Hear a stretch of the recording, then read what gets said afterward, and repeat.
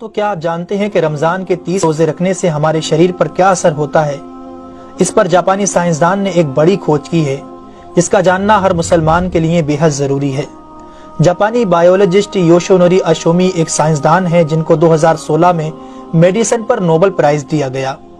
ان سے جب پوچھا گیا کہ آپ نے کون سی ایسی چیز بنائی ہے جس کی بنا پر آپ کو دنیا کا سب سے بڑا انعام نوبل پرائز دیا جا رہا ہے، تو انہوں نے کہا تھا کہ میں نے کینسر کی ممکنہ دوا کھوج لی ہے، اور اس بات پر دنیا نے بڑے پر انداز میں ان کی کاوش کو سراہا اور مبارکباد دی گئی۔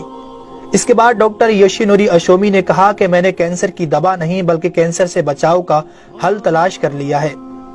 تو لوگوں نے ان سے پوچھا کہ بتائیے ایسا کیا کیا جائے کہ کینسر جیسے خطرناک مرض سے بچا جا سکے؟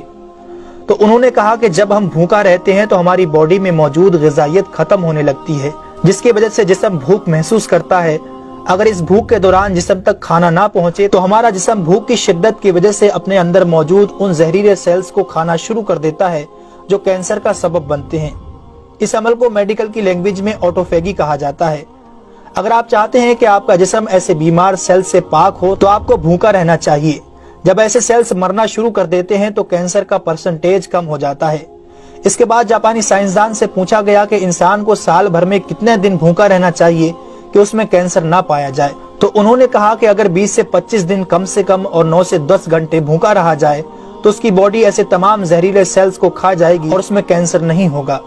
اے میرے پیارے رب کریم، آج ہمیں سمجھ آیا کہ مومن پر روزے کیوں فرض کیے گئے، اور آج مجھے اس احادیث پاک کی بھی سمجھ آ گئی جس میں آپ صلی اللہ علیہ وسلم نے فرمایا کہ ہر شے کی زکوٰۃ ہے اور جسم کی زکوٰۃ روزہ ہے۔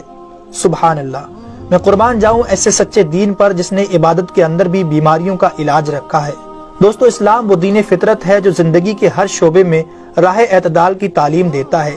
اس لیے آج نہ صرف مغرب میں زیادہ کھانے کو ناپسند کیا جاتا ہے بلکہ اسے انسانی صحت کے لیے بھی نقصان دہ سمجھا جاتا ہے۔ اللہ تعالیٰ نے اپنے پیارے محبوب حضرت محمد صلی اللہ علیہ وسلم پر وحی نازل فرمائی، کھاؤ پیو اور حد سے نہ بڑھو، بے شک وہ حد سے بڑھنے والوں کو پسند نہیں فرماتا۔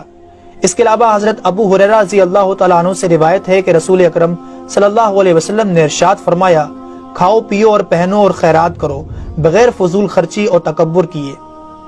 دوستو، انسان کو کھانے کی صرف تھوڑی سی مقدار کی ضرورت ہے جو انسانی جسم میں توانائی پیدا کر سکے، جتنی توانائی انسانی زندگی کے لیے ضروری ہے، اور جس سے اس کی صحت اچھی رہے اور وہ اپنی روزمرہ کی ذمہ داریاں پوری کر سکے۔ انسانی جسم کو جتنا کھانے کی ضرورت ہے اس سے زیادہ جسم میں داخل ہونے والا کھانا چربی بن جاتا ہے، جس کی وجہ سے انسان کا جسم بڑھ جاتا ہے، اس کی رفتار سست ہو جاتی ہے اور وہ بہت زیادہ تھکن محسوس کرنے لگتا ہے۔ اس کے علاوہ انسانی جسم بہت سے امراض کا شکار بھی ہو جاتا ہے۔